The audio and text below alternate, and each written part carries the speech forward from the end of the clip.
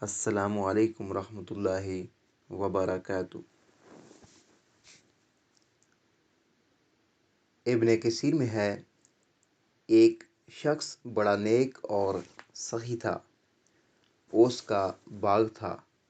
وہ اللہ تعالیٰ کے حق کو ہمیشہ ادا کرتا تھا۔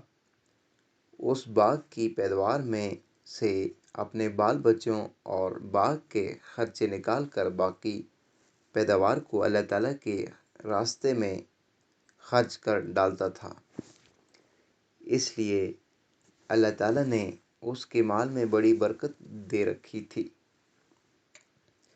اس کے انتقال کے بعد جب اس باغ کی وارث اس کی اولاد ہوئی تو باپ کے اس خرچ کا حساب کیا تو بہت زیادہ بنا۔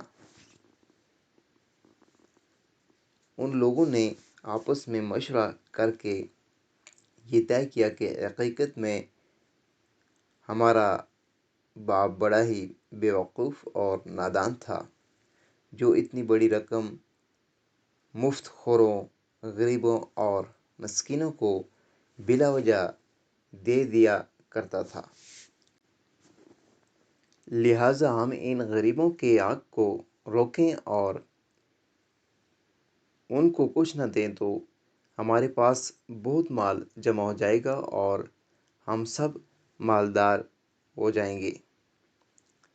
جب یہ مشورہ کر چکے اور باغ کے پھل پک گئے اور کھیتی تیار ہو گئی تو رات ہی کو ان لوگوں نے قسمیں کھائیں کہ صبح ہونے سے پہلے پہلے رات کے وقت چلو اور رات کو پھل توڑ لاؤ تاکہ کسی کو خبر نہ ہونے پائے۔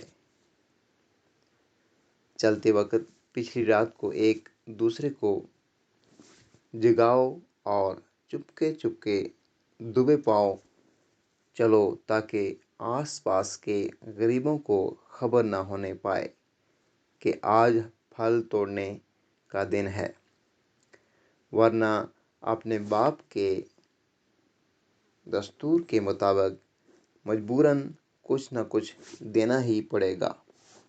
یہ سب منصوبے بنا کر کانا پھوسی کرتے ہوئے باغ کی طرف چلے۔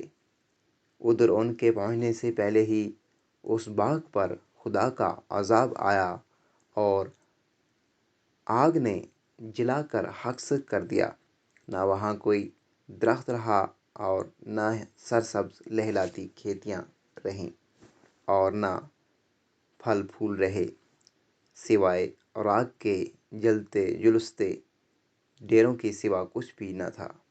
ایسا معلوم ہوتا تھا کہ کبھی یہاں باغ تھا ہی نہیں۔ جب یہ لوگ وہاں پہنچے اور یہ ماجرا دیکھا تو اکے بکے ہو کر رہ گئے اور حیران و پریشان ہوئے۔ پھر آپس میں کہنے لگے کہ ہم راستہ بھول گئے ہیں۔